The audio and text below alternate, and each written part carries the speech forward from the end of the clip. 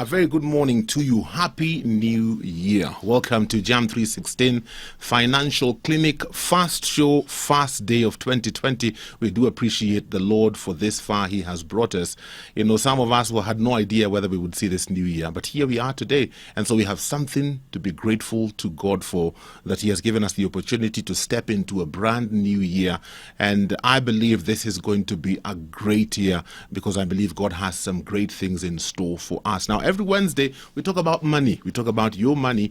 And today, as we begin the year together, I'm asking the question, do you have a financial plan for 2020? Or are you just going to go through 2020? What will be, you know, I really don't know what will happen. I really don't have a plan. I'm just believing God. Whatever will come my way, I give thanks. Or do you have a plan or where you want to go with your finances? That's what we're going to be looking at this morning as we talk about creating a financial plan for 2020. I will be introducing our guest to us in the next short while and inviting your questions. If you have any questions, 20316 SMS line, WhatsApp number 0786 316 316.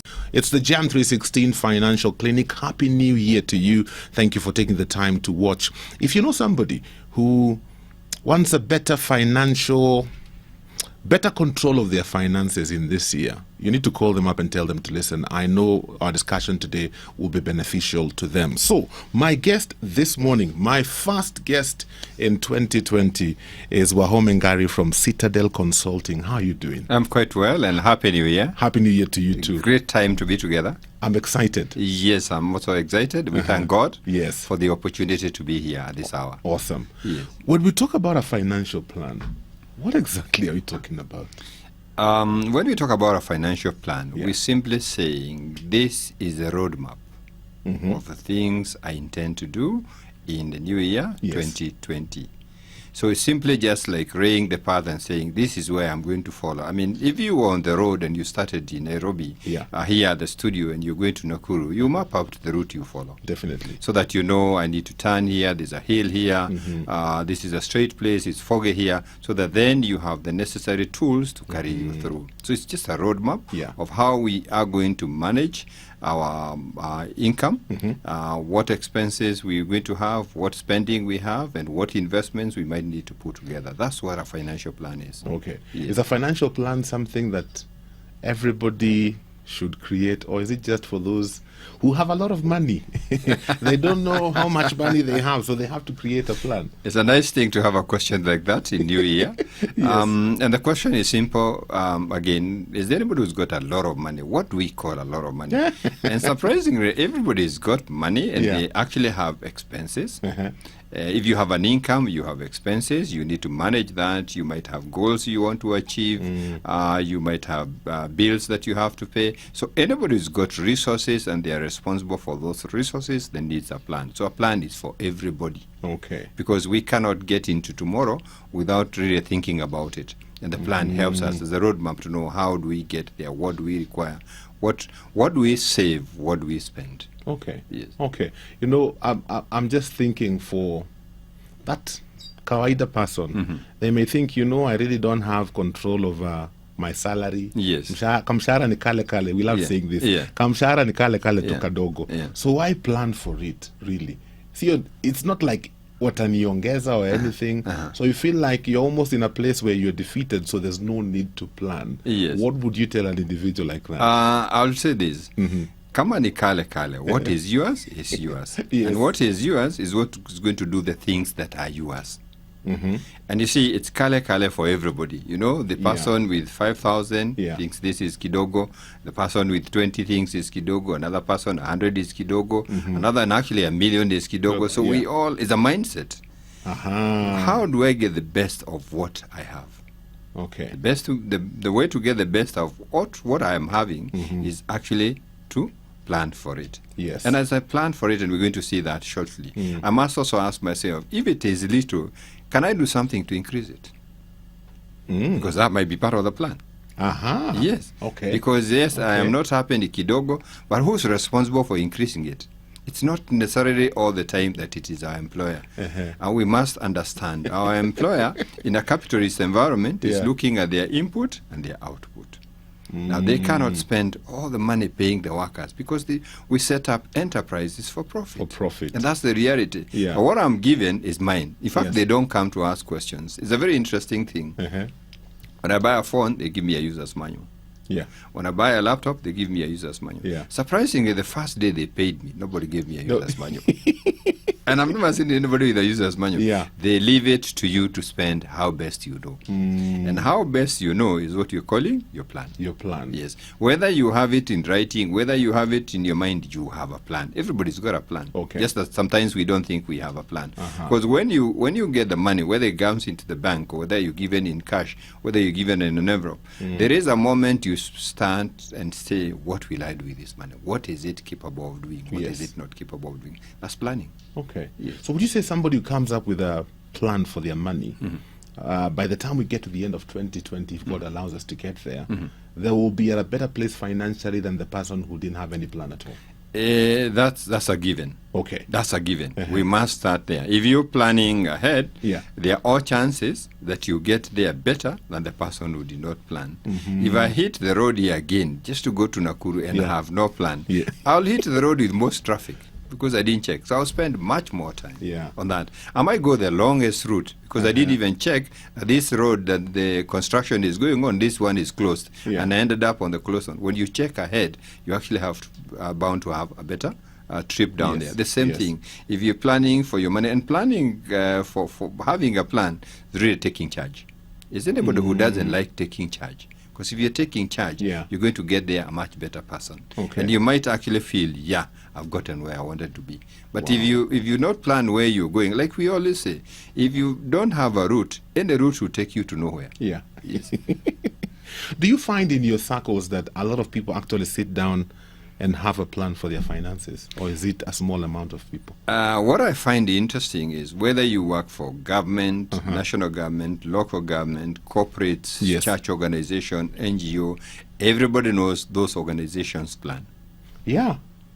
Wherever we work, Yeah. even when we are on a construction site, we know the owner of the site actually plans. Sometimes we hire people who've been trained to do planning, Yes. people who've been trained to do finances, but chances are most of those organizations we're talking about have more resources than us. Yes. Why do they plan?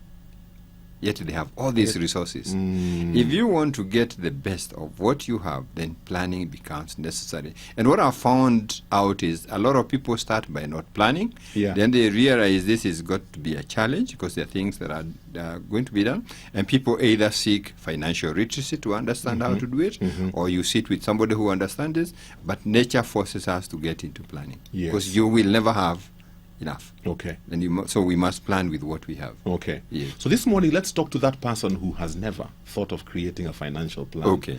You know, it's just hand to mouth. Yes. Ile iko ndio unatumia. Kama Yeah. haiko pia, Yeah. it's okay. Life Yeah. goes on. Okay. But they're listening to us today, they're watching us today, and they're thinking, maybe I should try that. Yes. Where does one start? I think it's a simple thing to do, and we just borrow from the corporate world because these people have done it. It's worked. We follow from the nation and all the other. The first thing is we must ask ourselves, what resources do I have at hand which I want to manage? And when you're looking at resources, we like looking at it two-way. Okay. We're looking at income when I'm talking about resources Yeah, here. yeah. And I'm looking at my income, and my income can be separated into two. Now, there's what we call active income. And this is the money that I generate by my involvement. Okay.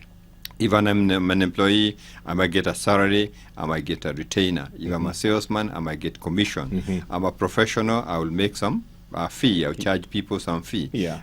And if you can actually see it, I'm in business, I make some business profits like that. I'm a farmer, I make some profits from my farm. It's good to actually project outward and say, so what am I likely to be working with here? Some have certainty, some have no uncertainty. Okay. So that's the starting point. So we have an idea, what are we managing? The second thing we look at, we have definite costs.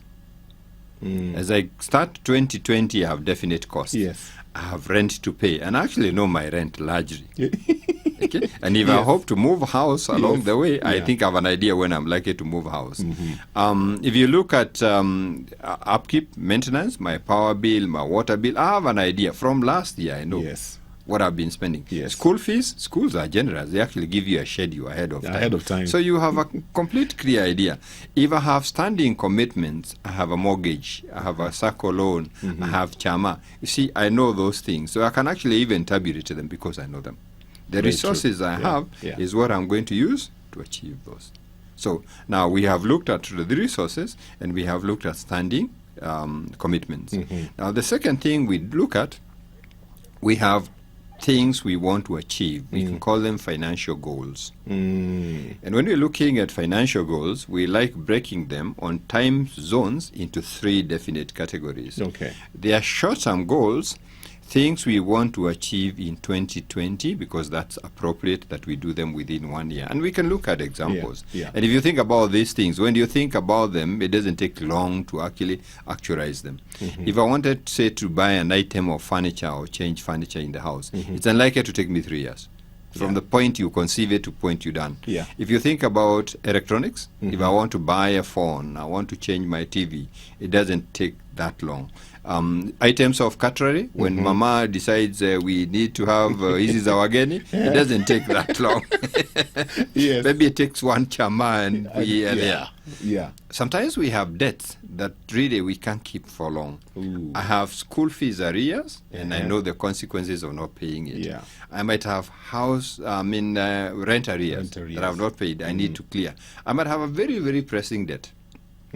And I can see the interest rates they're charging. This thing, I'm better off clearing it and forgetting about it. So you see, we now have looked at, we have electronics we might want to buy, we have items of furniture, we actually might have debts. We also might have savings that we have seen. This savings needs to be done.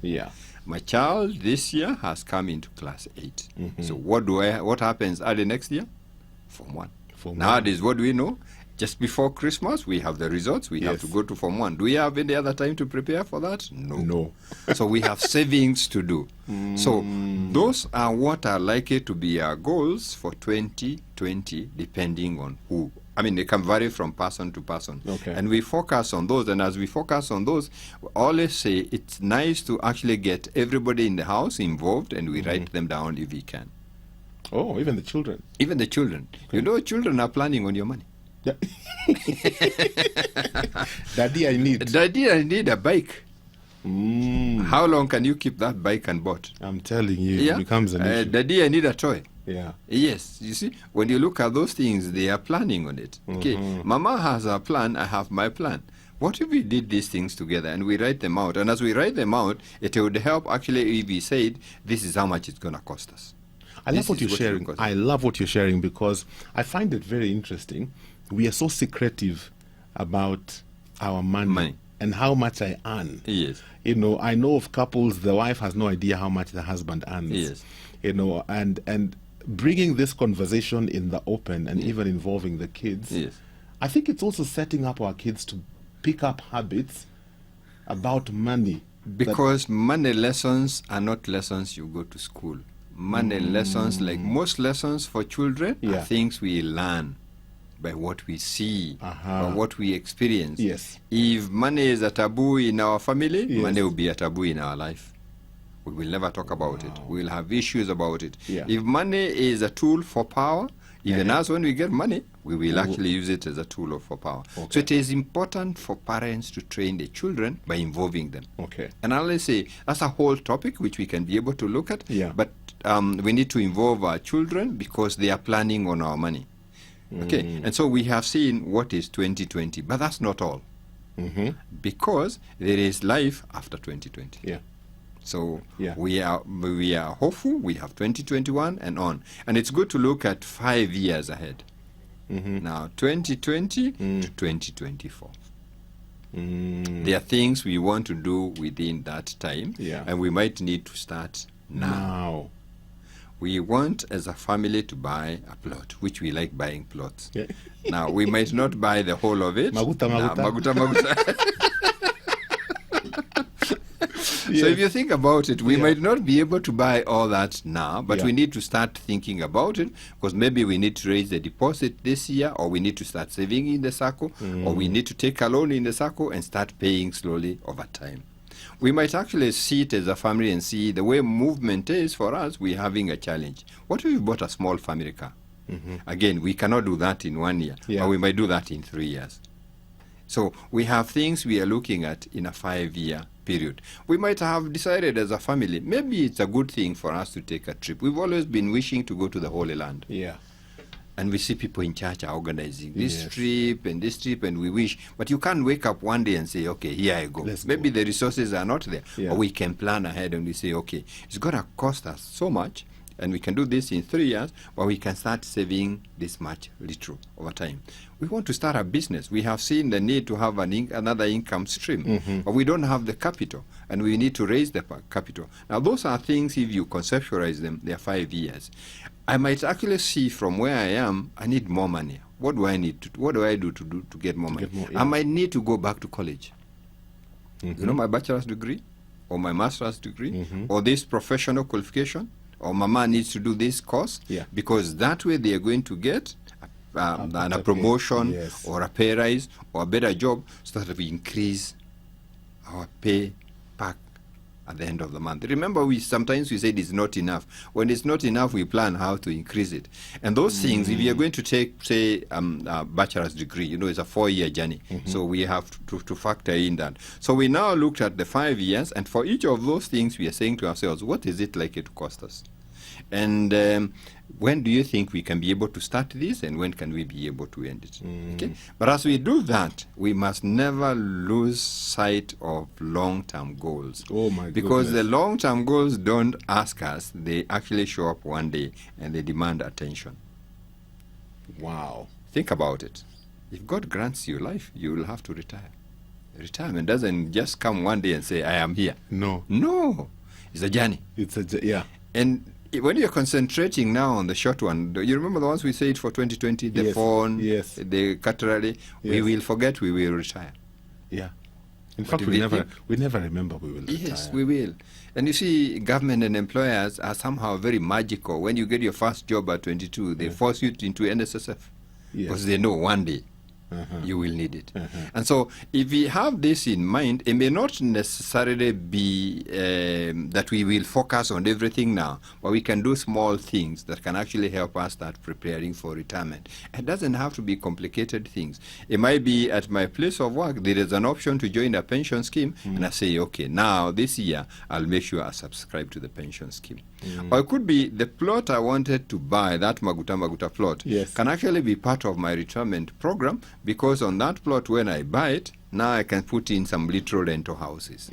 So, you see, we're thinking ahead. Remember what we said, we are thinking ahead, because we don't think ahead. Now, one day, our employer will write us that nice letter. It is called reference tired. Then we read it, retired. Yes. And then, you know, now, if you have planned for it, then it gets easier. Those are what are called long-term. They don't take a day, they don't take 2 days. They may take 10 years, 15 years, 25 years, 35 years for some of the people. Now, one of the other long-term goals we should not forget, if God has given you the grace of having children, remember, they will go to college one day. Oh, yeah. And like they generally say, they are not stones placed onto them. No. So when you get to 2020, they are grown 1 year. When they turn 18 or thereabout, prepare for them. They go to college. What should be wrong with thinking about that ahead of time? And saying to yourself, I've got my 2-year-old daughter, lovely daughter. I don't know what course they will ever take, but maybe I need to prepare for this and start my savings little by little. I might buy an insurance contract, because that is possible. It might be my rental property again, remember? Because rental income can also pay school fees. It could be my small business. You know, the things that were short-term and now I'm expanding them. And he's saying, let us not forget that. Because if we forget, one day this person will come with a grade A, and they will actually tell you, I want to do medicine. Now what do you do? And medicine money is not money you can raise in a day.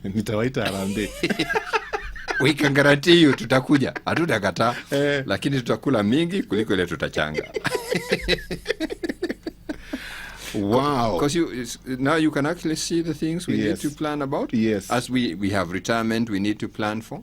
we have children's higher education we need to plan for. Yeah. We might actually also need to plan for the house that we own.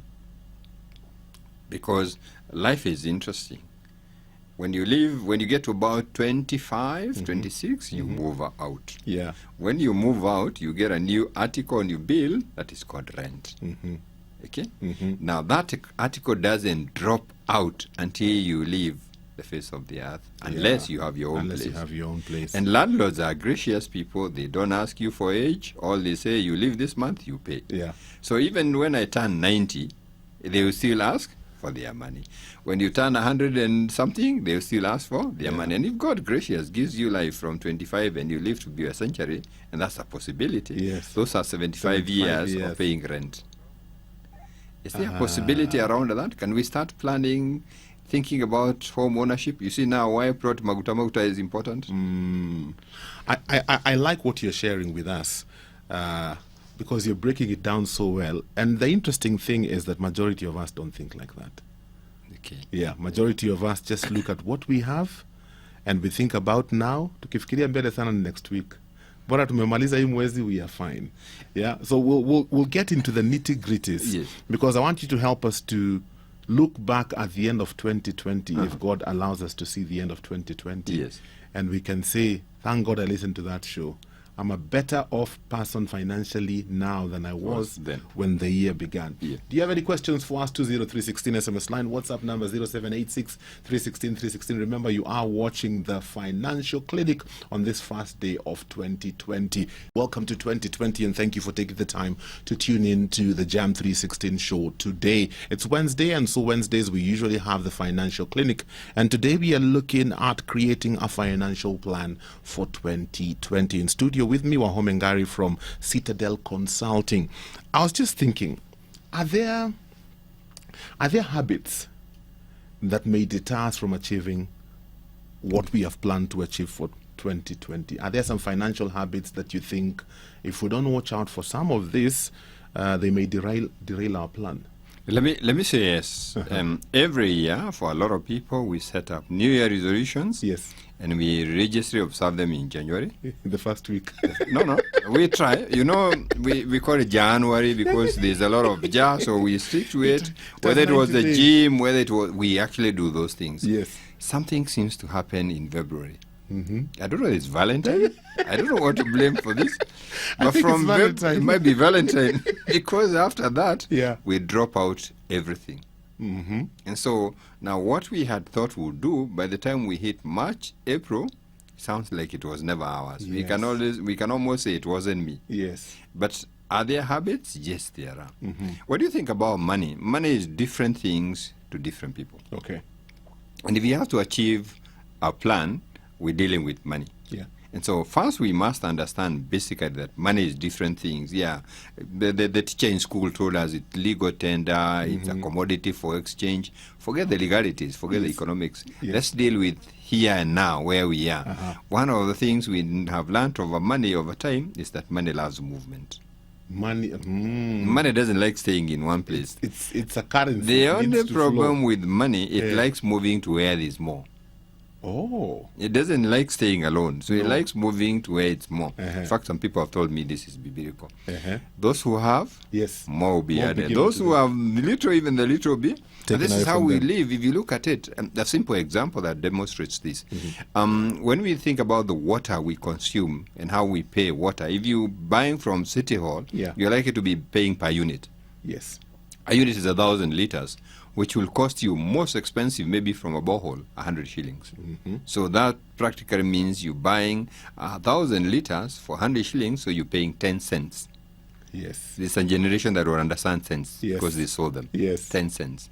Now, in our poorer neighborhoods, people will buy a 20-liter jerrycan for 20 shillings. Yeah. So practically they are paying a shilling per liter. They're paying 10 times more. Is the money not moving where there is more? Yes. So we need to understand that concept of money easily. We need to understand the emotional side of money. Money emotionalizes us all the time.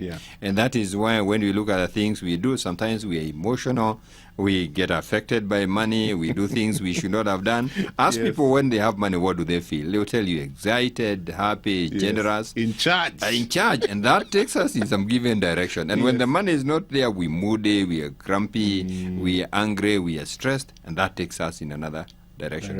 But money is very personal. Okay. While it's so easy for me to tell you my name and where I was born and all those things, they ask me the balance in my bank account. No. Even if it was on a gunpoint, I'll sweat. Even to say it. Yes. Yes, because it's a very personal thing, and this is how we were brought up. Money you don't discuss on the breakfast table. No. You don't talk to adults about money. When there's money, there's money. When there's no money, there's no money. And if you're told there's no money, it's not a debate. Yes. You take it like that.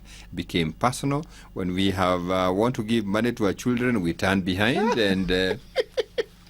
And we learn that bad habit that even in church we want to put it below the bench, so we can feel which is the 1,000 and which is the 100. I mean, where is God? Do you think God is not present? Seeing.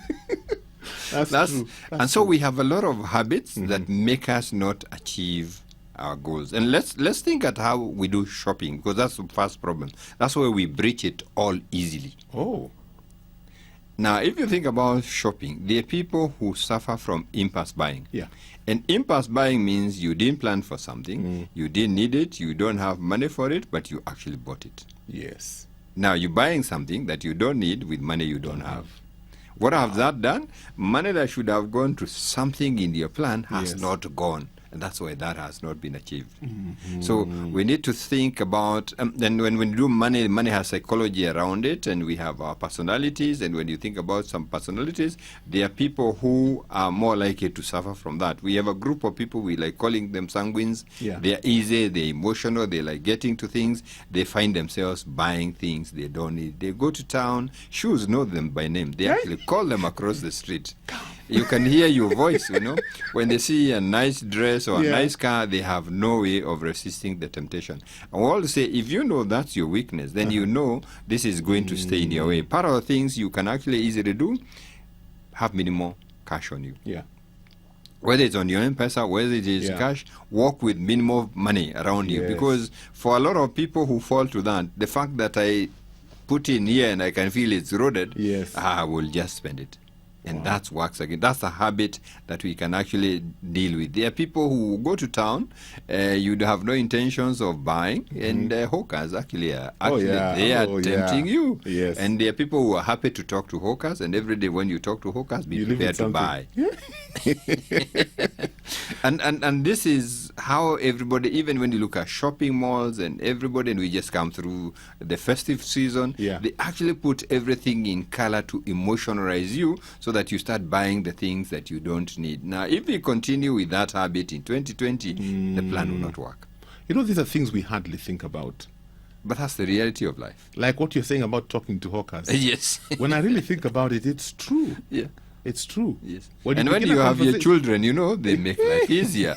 So they're actually given the items. Yeah. So the only question you ask is how much? The pesangapi. Because they can't get it out of the children. Yeah. They actually have it. So if you're a person and you see that's your challenge, it's something you need to work around because it's going to derail your plan. Because like we said, you're using money to buy things you don't need with the money you don't have. Because that money was meant for something else. Now, the other habit that we might want to look at is actually comparison shopping. Comparison. Yes, when you go and want to buy, especially bigger things, please shop. Check around what's surprising. Don't fall into the first shop and buy. Yes. They are going to a showroom and meet a salesman with a car. Yeah. And they always have this nice thing of creating scarcity, and they will tell you these cars are only 2 and this model is not even coming again, and they are superior to the one that is coming after this, and this other one was just bought yesterday, and there's another person who's going to buy this one, but if you actually confirm, it will be yours. Now they made it scarce. And people in sales understand this concept of making things pass. They have 1,000 housing units. They've sold 0. Yeah. They put a big board, 80% sold. Why? Create scarcity. People will buy it in a hurry.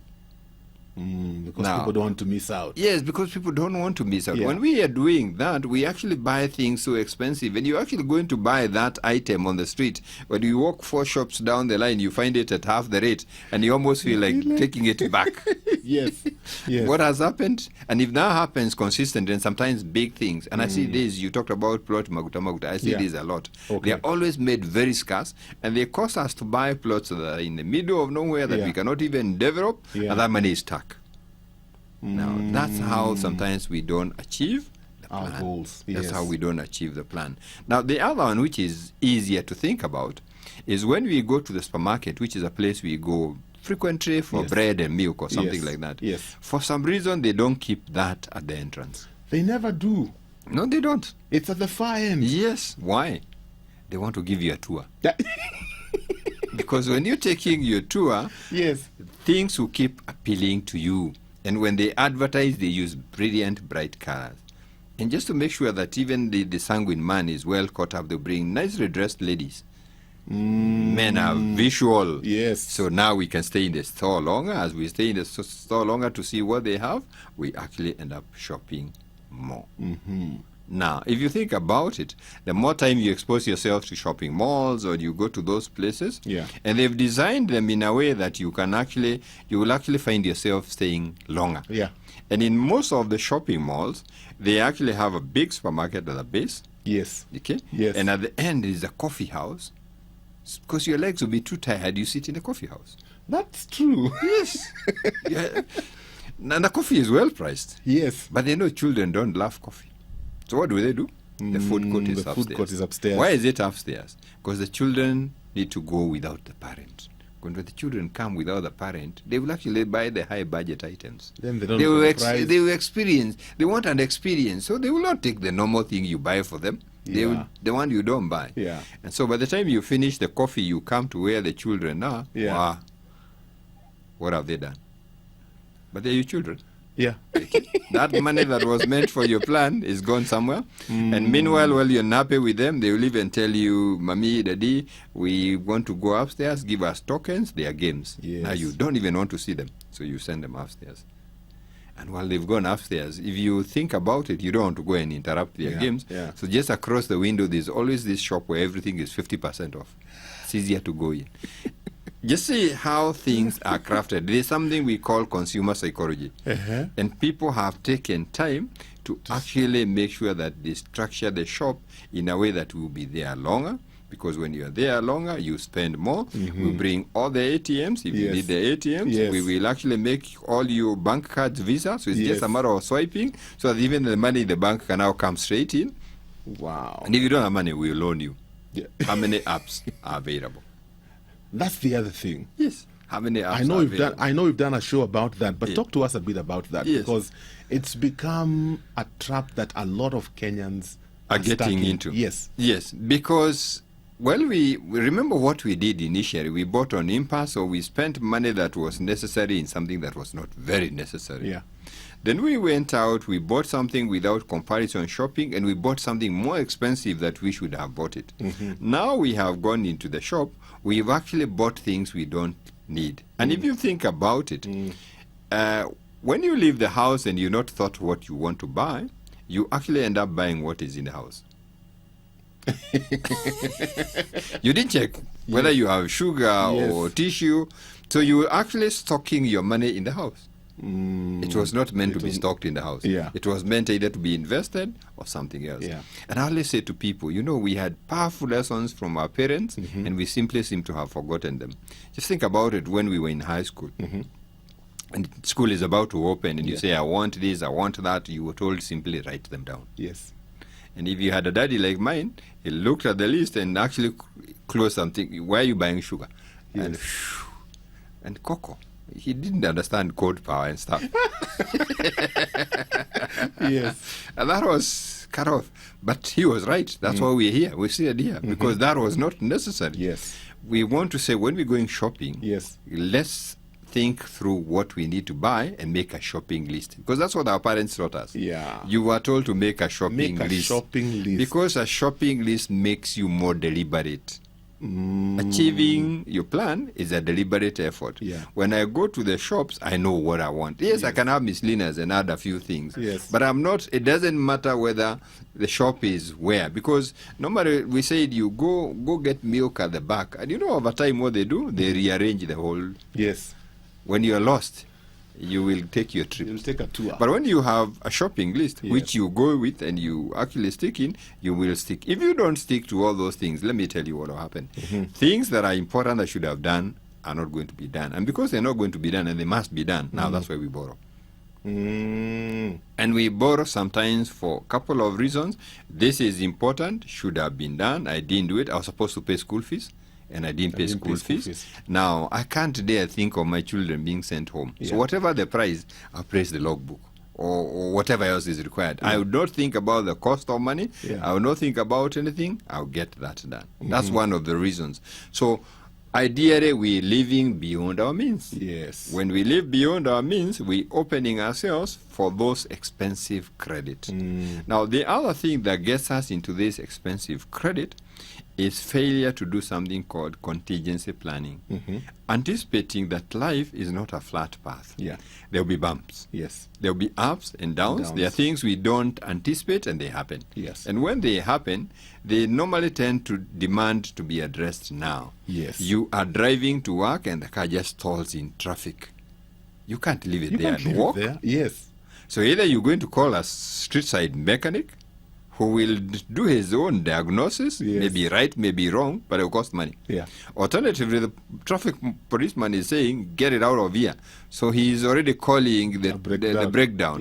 And those guys talk cash. And so if I don't have the money, what do? I'll borrow from any source. So you will not even tell me the cost of money. I'll borrow. I have no contingencies, so I have not prepared. The other contingency is we're working normally, nothing wrong happening. We saw this in 2019. Jobs just drop. A company is bought or something happens. We anticipated income next month. Now it is not there. Life has to go on. Before we find our footing, we'll find ourselves borrowing. Because we've not done contingency planning. And sometimes you're saying it's not an employee. You have a nice job and things happen. Life happens. You left it intact last night. When you come in the morning, ashes, fire. We've seen that. We've seen that in a lot of places. Especially Gikomba. And Toy and other places. We're saying contingency planning is bearing in mind that everything is not within our control. If we find a bump, we must have the energy to jump the bump.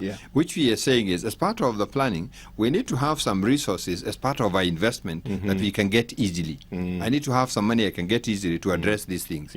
Because if I don't do that, I will take expensive credit. So I will get into expensive credit because of living beyond my means. I will get into expensive credit because of impulse buying. I have seen something and I'm feeling the urge to buy it now, and I don't have the money. So you remember I got the SMS and they told me I qualify for so much money. It's easier to place this number starts a hash, and the money is here, and we get it done.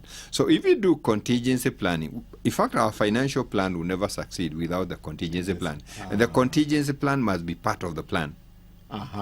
We're saying I want to do these things. If my income stops coming, so what happens? And he's saying we need to think around having money that's adequate to pay all our living expenses, all of them, savings, investments, bills, for a minimum of 3 months. Because in 3 months' time, we could have found our footing. In fact, ideally they say 6, but if you have 3, you're somewhere. When we do that kind of planning, we are ready to face tomorrow, and our plan is able to go on. Wow. You were talking about habits, and there are still more habits we need to drop. We'll touch on that. I hope you're getting something even as we begin this brand new year together that you can begin to put to use today where your finances are concerned, so that your financial story in 2020 will be different than what it was in 2019. Happy New Year to you. It is Jam 316 Financial Clinic, talking about creating a financial plan for 2020. In studio with me, Wahome Ngari from Citadel Consulting. I'm just thinking, what about those people who probably one of their desires would be to increase their income in 2020? And for many of us, we are looking at our employer and we are thinking, the Lord, please touch him and yongeze kitu. Are there other ways we can start thinking so that we come up with a plan to ensure that by the time we are moving into the year and getting towards the end of the year, we have some extra income that's coming in? I would say early in the year, that's a big yes. As we start in the year, I think everybody wants more. But everything is not in the control of our employer. Yeah. Because if you think about it, God grants us 24 hours, and we have many things to do in 24 hours. At most, the employer will only demand 8 of those 24. Yeah. Yeah. So somewhere 16 are left. Yes. And maybe we're also going to sleep for 8.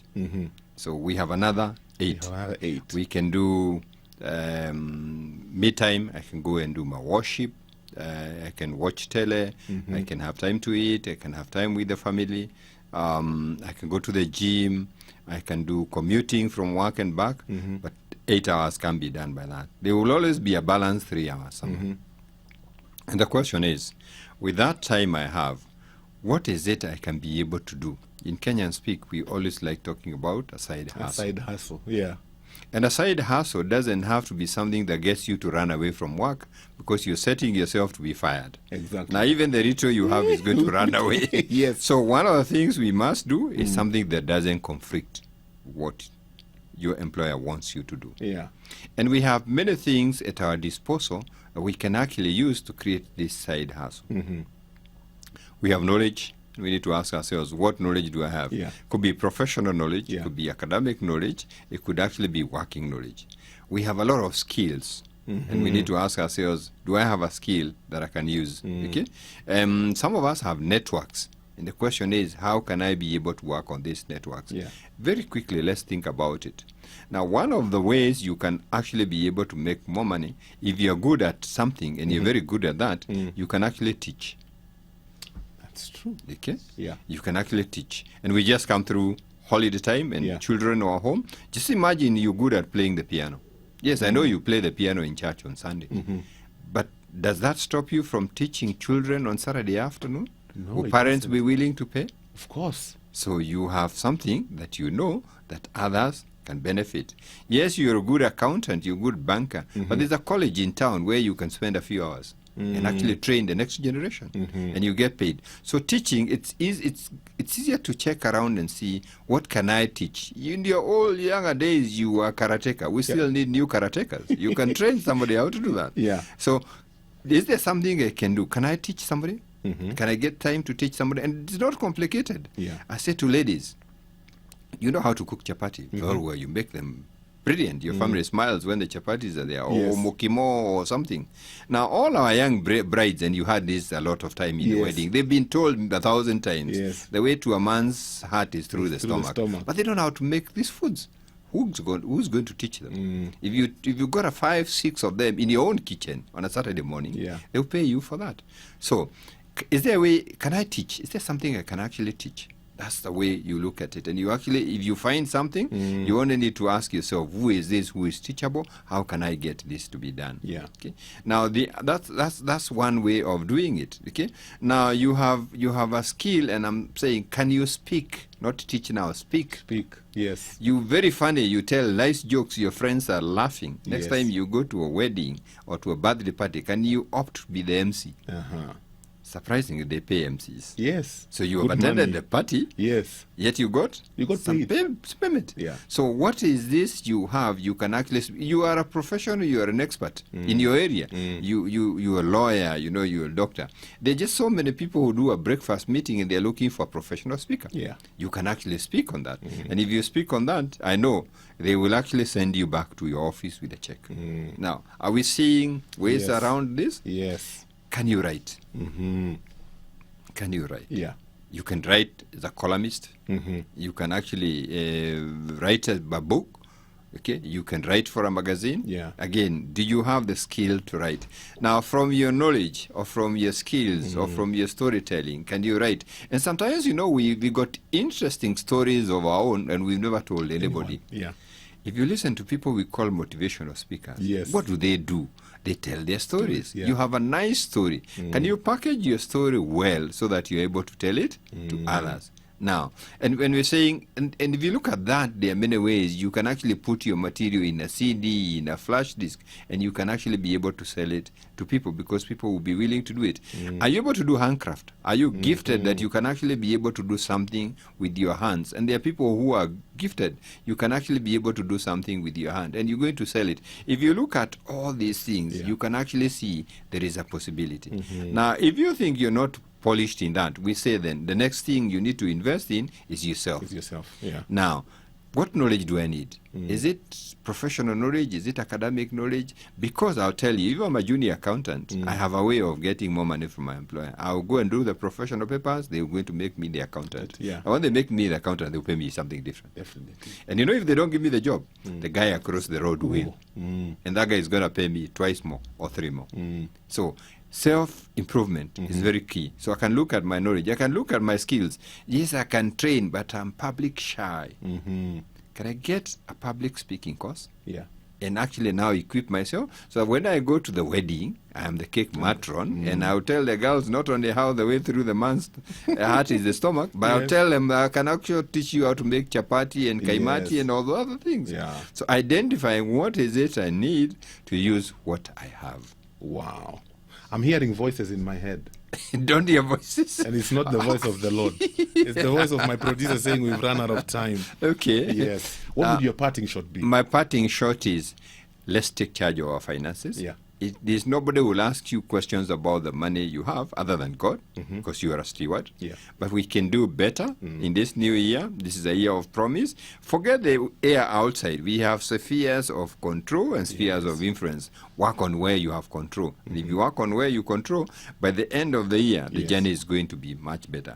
Invest in yourself. If you actually need to look for financial training programs, do that. Yes. At the Personal Finance Academy, we do that. We do that, yes. So we say to people, take charge of yourself, take charge of your money, ask God to bless you, and you will be blessed because you'll be doing the right thing. And the success is going to be yours. You're going to smile big. Awesome.